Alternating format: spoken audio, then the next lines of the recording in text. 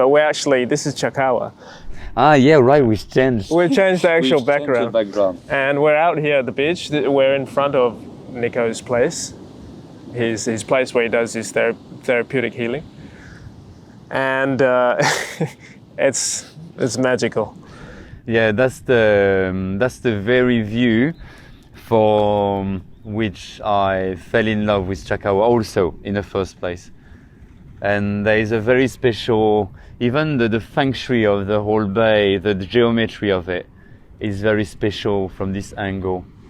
Because you almost have like a perfect 90-degree angle. You have this wonderful 15-kilometer stretch of wild sand, because again now it's kind of growing here and there, but like 3-4 years ago it was absolutely nothing but the pueblo, the village. And there is something very special even to Cerro Hermoso, this hill there. It feels like the part of the soul of Chakawa, which is where you arrive when you get with the truck, with the first lancha, the boat. You get, and then the truck journeys all along the road is parallel to the beach. Yeah. You come along from there. And there's a power here, you can feel it. I mean, you see it in the waves too. Yeah. Pacific Ocean is very powerful, especially South Pacific. Again, I think I told you, without reading anything or anyone telling me or suggesting whatever, sharing an experience, here in Chakawa is where I started asking for permission. I think I told you yesterday, to enter the water and then to thank for guidance and protection when I come out. And it feels very natural. Again, it's very powerful. That feels like... And it's nothing to with fear. I feel like a super good swimmer. I've done swimming. I mean, it feels like a respect, like an entity of the element. Yeah. Well, back in Australia, the Aboriginal people do that to the land. Yeah, it makes sense. They respect the land. It's so... They bless it. And yeah. And so living in a place like this, you must also experience life in a way in which you talk about the cycles as well. Yeah. Right. So again, I somehow started astronomy, studying, even teaching. I was a bit of a geek when I was a teenager, but when I was super young, and it was always there. It's something we always have above us most of the time. And personally, it's changed my perception of the world, because it's not just knowing the names of the stars or the constellations and stuff. It's about understanding everything is two-dimensional in our society. So it teaches us to see in distance, to train the brain, which never been trained or conditioned to that, to infinity of time and space, and which connects us with something which is hardly conceivable as well for the brain, as it's been trained since birth, is infinity of immortality. I mean, like, because it's time. Why would we have something finite or something which is inherently infinite? I mean, it doesn't make sense. So it has to be, astronomy is all this existential stuff that most people spend their life to try to figure out. And even what is discussable, whether time would be a dimension, but if it is considered as the fourth dimension, again, you understand that we see like it was in the past, because, for example, Sirius, which is the brightest star of the skies, we talked about, like this Sirius A and B thing, well, it's 26 light years away. So we see it, the light takes 26 years to come to us, so we see it as it was 26 years ago. 26 years ago. And so it changes completely, and it connects a lot with quantum physics and stuff. So here, when I came here, I was traveling from Alaska and I was emotionally exhausted. I hitchhiked and came most of the way. I had like amazing human, sustainable community experiences, but for people who know, it can be emotionally draining as well, depending on the private space you can have. But I was tired and I came to Chakawa. Long story cut short, it seems like a long story, but it's the short version of it. I fell in love, we talked about that, and basically was contemplating this. He was contemplating the pelicans, the flow of the elements, and connecting with the heavens. And again, I had this my whole life and taught astronomy and astrology, but like it's like living in a desert. However, we never live, I mean, we hardly ever live in a desert or spend like an extended period of time. Meaning here in Chacao, if you stay here, it's flat almost, so you can totally observe the cycles of the moon and of the sun. Wow, okay, right. The sun, well, because we live with the sun. It even comes like in Europe to real estate, and I mean, it's part of, well, in a more ancestral way, it's more like living, waking up here, you connect with that. And it's a sunrise place, you have it there. It moves like 46 degrees according to the axis of the earth, and the furthest point to the right, December solstice in the water, you have 6 months in the ocean, and then it goes there in June for the solstice. So you can, beyond the light it gives you and the food and anything, you can go all the way to observe like how it moves. And well, if people feel it this way, that's okay. I don't mind being judged, but I'm not saying being a geek of observing the sun every day and see how. But according to physics, and about rotation, revolution of the Earth and stuff, well, okay, I believe physics is something we should spend more time on in the educational system. But like the sun is moving a quarter of its diameter every day, and beyond that, because the sun, everyone can kind of understand that, it's the moon.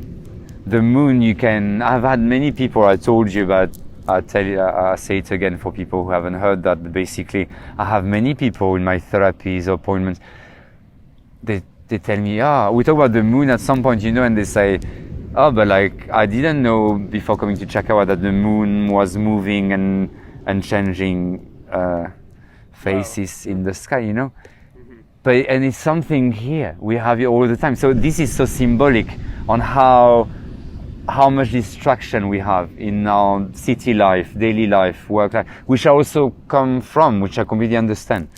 But like here, you can observe the faces. Now you have the moon. Well, that the moon, for example, is moving more or less 13 degrees every day on the ecliptic. Well, because she has to do 360 degrees in 28 days, which is the number of the phases. Number of days, sorry. Because the orbit is 30 days. But we're not going to get into that now to make it too complicated. But like, so it's that. So the moon. You don't need the dates and the days, the weekdays anymore.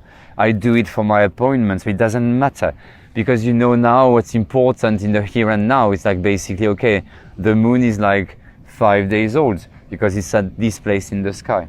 And it doesn't take an astronomer to understand that and to observe that. Then, of course, some people come and they party and they never see the moon and how it works. We have lots of people, they consciously or subconsciously attracted by that.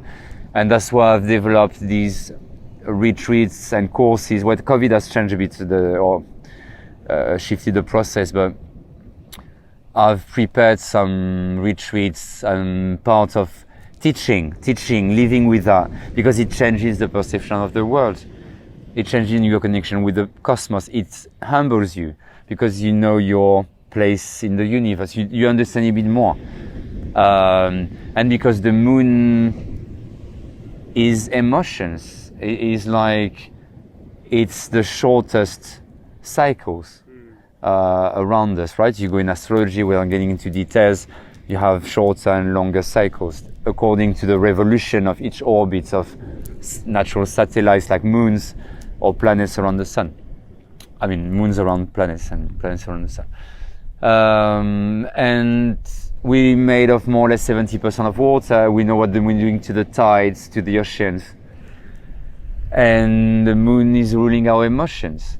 So basically, if you start understanding the moon is water, it's it's ruling Cancer, the sign. But again, without getting into too many details, the idea is it incarnates, represents our emotional fluctuations.